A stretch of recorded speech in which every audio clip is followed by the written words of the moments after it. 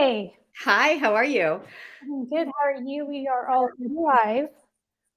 So, thank you for coming. Can you hear me okay? I sure can. Okay, just making sure. And I am happy to have you. You wrote a book, Trailed, and I'm going to let you talk about it. I don't know too much about the case. I was looking into it, but I didn't want to go too far and ask questions that, give away anything in your book. So I just will let you tell your story. Sure. What would you like to know about the case? Okay. So I know the two girls, um, they were murdered. And first, tell me before we get into that, how did you discover the case and what made you become so fascinated with it? Mm-hmm. So Lollie Winans and Julie Williams were murdered while they were backpacking in Shenandoah Park in 1996. And it was a murder that really rocked both, I think, the backpacking community and also the LGBTQ community, as well as people who were sexual assault survivors, as Lollie and Julie were. And so it really had a big impact on a lot of us who, I think saw ourselves as contemporaries of Lollie and Julie's. And so in that regard, it's really been 26 years in the making. Okay. And I made a little slideshow that shows their pictures. Let me pull that up real quick. Give me just 1 second so people can put a picture to the name. They're two young girls just having fun hiking and stuff. So,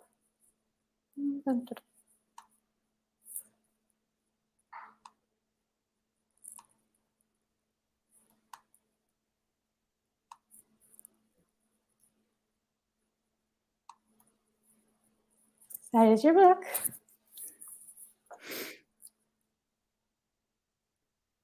Okay, so there's Laura and Julianne, and they had a golden retriever. Is it Taj?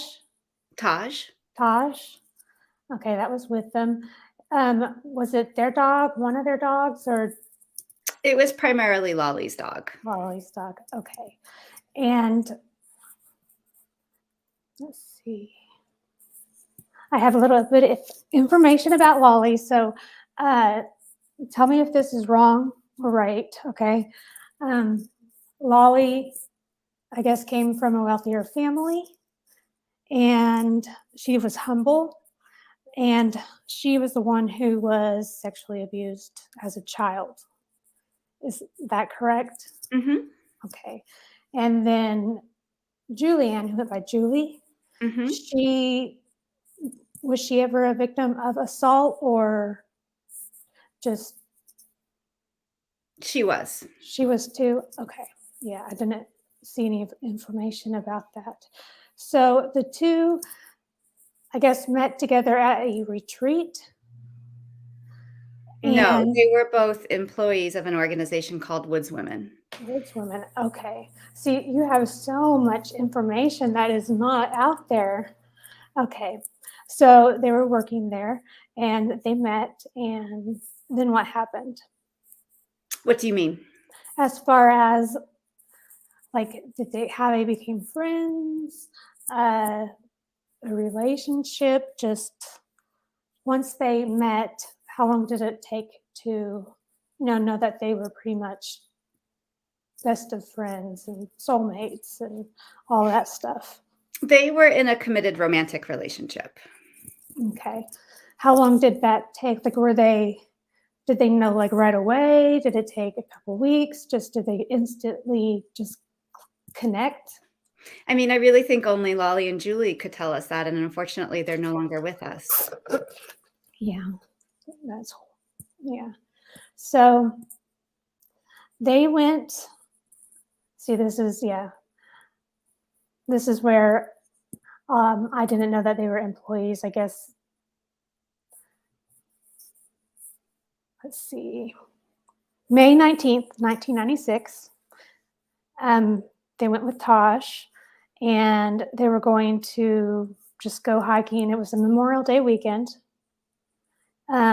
coming up, and they were just going to hike, have fun, and I guess one of them was going to start a new job on June 1st, so they were celebrating that. Is that true?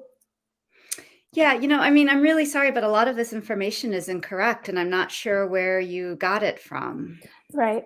No, I went on the internet and I just got what I could for a little timeline and was hoping that you could kind of go over like the timeline of what really did happen because this is what's out there on them. And so if you want to like update it, I know of course your book it's very updated, but like this is what's out there. So like if any of this stands out as completely wrong. Yeah, a lot of this is incorrect, and that's really why I wanted to write the book is because I think there's a lot of misinformation about this case that's kind of perpetuated some real falsehoods and I think ultimately led to the indictment of the wrong man. And so, certainly one of the things that I really wanted to do with this book is to set the record straight. Okay. Okay. So pretty much everything out there then is not correct. So it would be good then to get your get your book. Let me turn this off.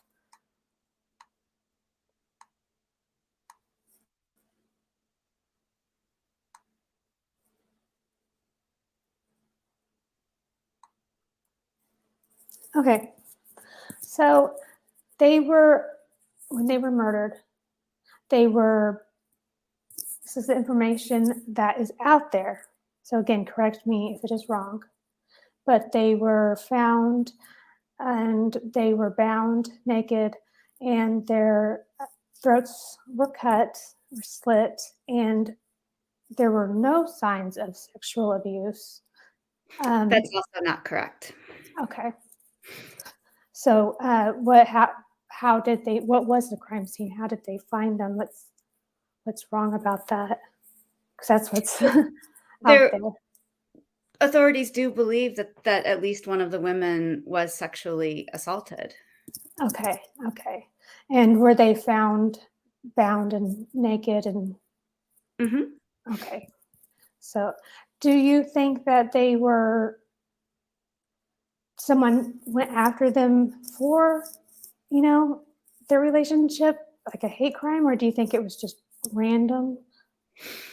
I don't think we'll ever really know if the perpetrator knew of their sexuality in their relationship. I don't think that that's something that we can ever know until we know for sure who did it. I think certainly this is a hate crime in the sense that it had real reverberations for the communities that I mentioned earlier and really, created a sense of fear and a sense of dislocation for an entire generation of people who felt like the wilderness was ultimately off limits for them.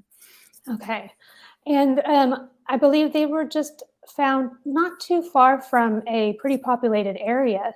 So it was surprising that it took some time, a few days to find them.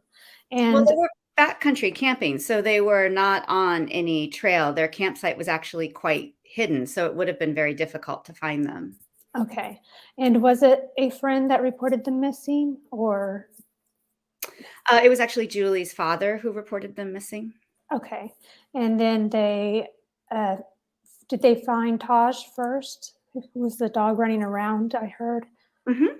Okay, and then pretty much after finding Taj, they found the girls. It was about, gosh, I guess about 12 hours after Taj was first reported that Okay. they found the campsite. Okay. Oh, that's quite a while. Okay. All right. And so I heard that one thing that they did not do is alert any of the park visitors that there was a possibly, well, there was a killer there. They, and again, if this is wrong, let me know. This is just what's out there. That the park just didn't alert anybody. As I detail in the book, the park superintendent made a decision to wait until the media picked up on the information about the killing before making any kind of public statement about it. Okay.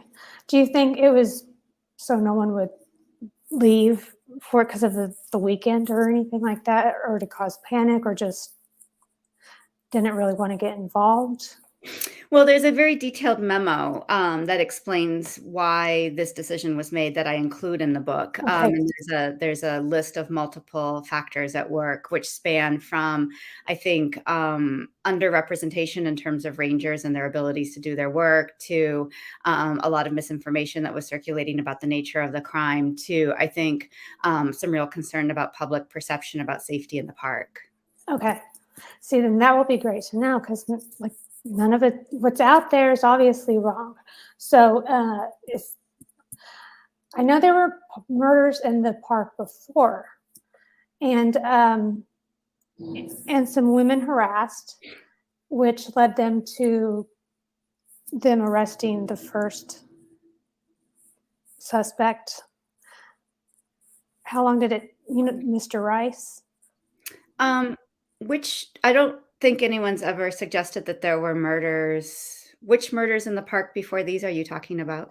So there is, let me pull it up a second.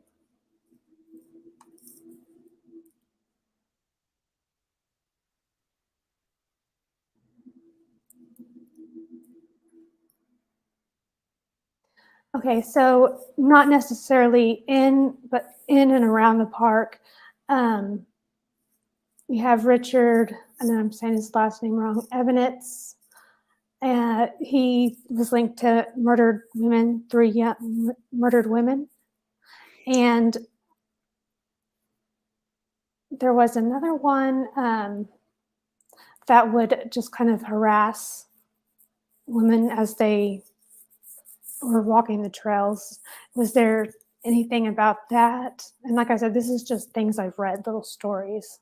I'm not familiar with the story of someone who was harassing women when they were walking the trails. Certainly, the Illuminates murders that I think you're referring to are the Lisk sisters and Sophia Silva, and that occurred after Lollie and Julie were murdered, and it was not in the Shenandoah Valley. Okay, okay. So that's not even close. Well, close is a relative term, right? I would say it was probably, I don't know, 75 miles away. Okay. And then one thing I've read and is that they supposedly found a sex toy at the crime scene, and that there were sex toys in the man we just talked about crime scene. So they thought possibly it could be related because of that, but they haven't tested DNA that they could test. I'm not aware of any sex toys being found at the other Ivonet's crime scenes. It is true that there was a vibrator that was found at Lollie and Julie's campsite that investigators believe was left by the perpetrator. Okay. Okay. So I guess just tell me about your what you found out, like as you were finding out about it, the case, what you found out, what you just pretty much because I don't know and everything I've read is wrong. So if you just want to tell me just a kind of like a timeline of pretty much what happened, uh, that there's just been problems with them, like the gay community and just everything. I just kind of was hoping you could give me a little timeline on that. Sure. And what problems with the gay community are you talking about? So that, let me pull it up, that they felt like that they were being targeted, but that the cops didn't care as much. Um, just that type of thing. So again, if that's not true, let's. I definitely wouldn't say, I mean, first of all, the cops were not involved. This was the joint purview of the FBI and the National Park Service Law Enforcement Ranger Division. Right. And so this, for instance, the state and local police really played next to no part in any of this. But I certainly don't think anyone would suggest that the investigators didn't care or that the investigators were at all concerned with their sexuality. That's certainly not anything that's come up in my research. Okay. So okay. So tell us what your book is like about. like, because like I said, I don't know anything about the case. Mhm. So just if you could tell us, I guess, anything you can without giving away your whole book, what happened, and if justice has been served, or if you think it will ever be served, just anything, because I don't know Sure. anything about the case, and everything like I found is apparently wrong. So So the book is basically the culmination of 4 years of research that I did that looks into the initial investigation of the crime scene in the case, as well as what led the FBI to eventually make an indictment in 2002, and then to dismiss that indictment in 2004.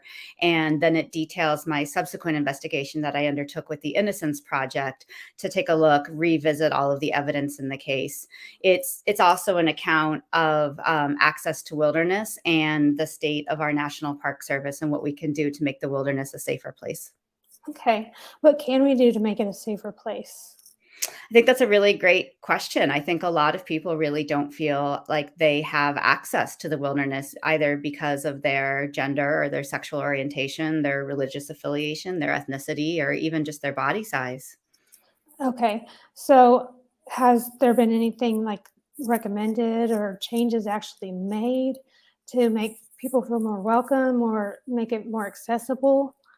There's some really great organizations out there, like Outdoor Afro, for instance, that have been doing a lot of work to try to create a safe space for people who are in socially subordinate groups. But I think there's still a lot more work that needs to be done. Okay, okay. So what all do you think needs to be done still? I unfortunately don't have those answers. I really wish I did. Okay. And this did lead to a person being arrested and eventually released. Can you talk about this man and Sure. Daryl why they thought it was him? Sure. Daryl Rice was indicted for the crime in 2002. Then Attorney General John Ashcroft had announced that he would be using brand new enhanced sentencing legislation from a very recent hate crime congressional act that had just been passed. That, as I said earlier, that indictment was dismissed in 2004. Okay. And do they have any other suspects? Well, the FBI won't discuss the case in any kind of formal way because it's ongoing. Okay, they still have it open. Okay. Um, do they do you know if they have any like evidence or signature type thing that they're holding back from the public, to just so when they get the person, like only that person will know that detail? I don't think we'll ever know really. Certainly, my book includes, a great deal of investigative evidence that was amassed by the FBI, but what percentage of evidence that is, I don't think we'll ever know. Oh yeah, okay. So your book Trailed, it's about your investigation into their case, and then just about them. And like I said, I don't have that book. I haven't read it, and everything out there is apparently wrong, because like the little stuff I found, that's like what's out there. So I don't know if you can give a summary, just exactly like, okay, so like maybe, you already said how they met, they were working at the place, but a little bit more detail, just like how the girls met, what they were going to do that weekend, what their plans were, um, just a little bit more in detail of just everything that Mhm. you that without giving away your book, and you know from the time they met until the time you wrote your book, your passion for writing the book, I was just hoping you could give a more little detailed.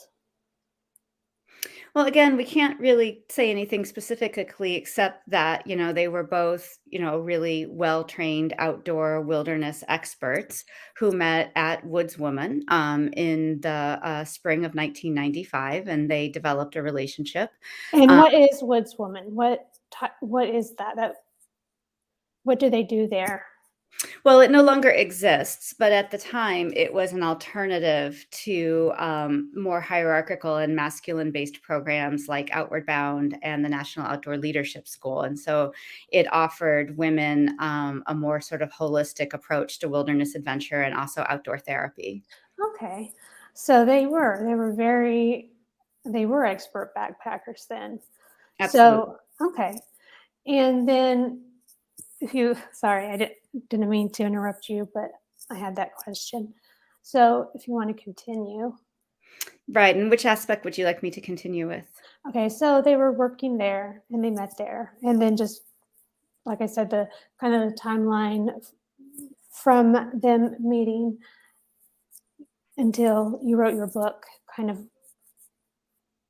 really what happened. Well, that's a 20-year timeline, so it's certainly that's a long Yeah. time to talk about. As I mentioned earlier, we know that they were murdered in late May of 1996. There was a subsequent investigation, and it again led to the eventual indictment of an individual in 2002.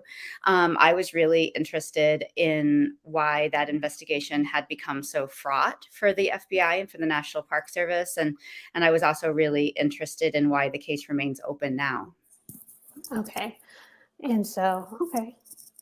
Yeah. And then I guess you talked to both of their parents, got records, just more information, and compiled it all together, and obviously have the correct information in what's out there. Mhm. So, okay. So like I said, let me show you book again.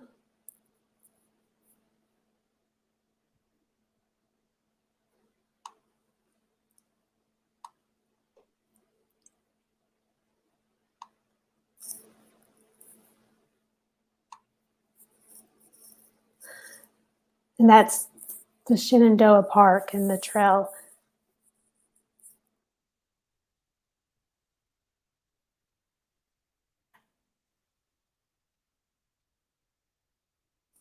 Okay.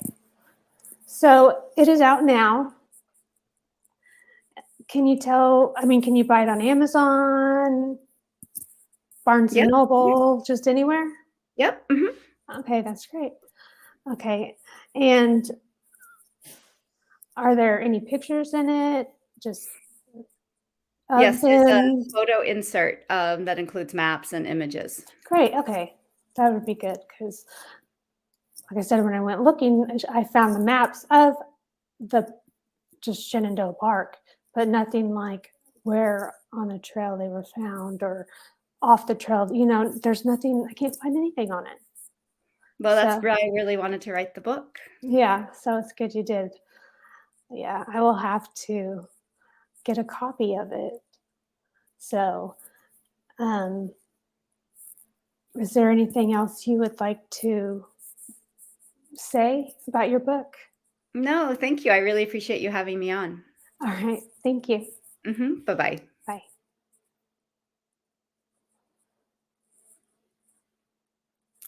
Hey guys, may the fourth be with you. I know I'm still live, by the way. So, okay, let me tell you guys this. And again, I'm live. I know I'm live, but let me take this off.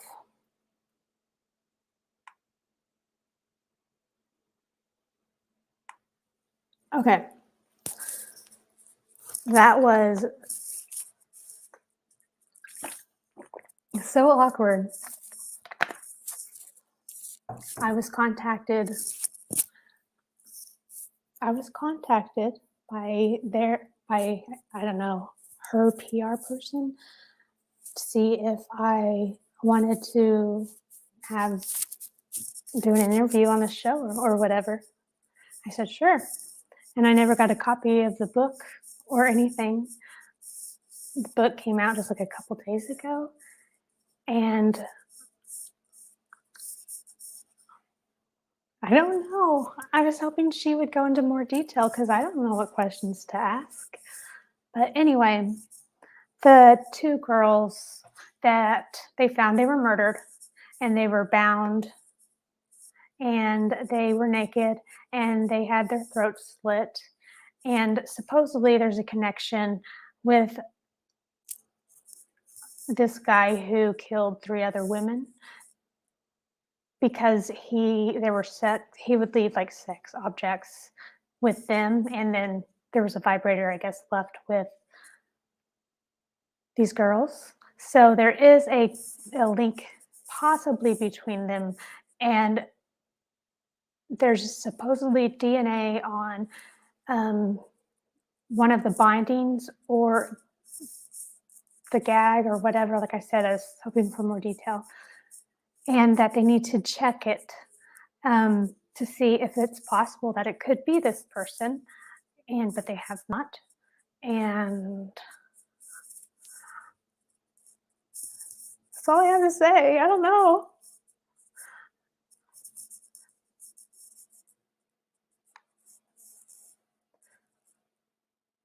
Oh, anyway, what was I gonna say?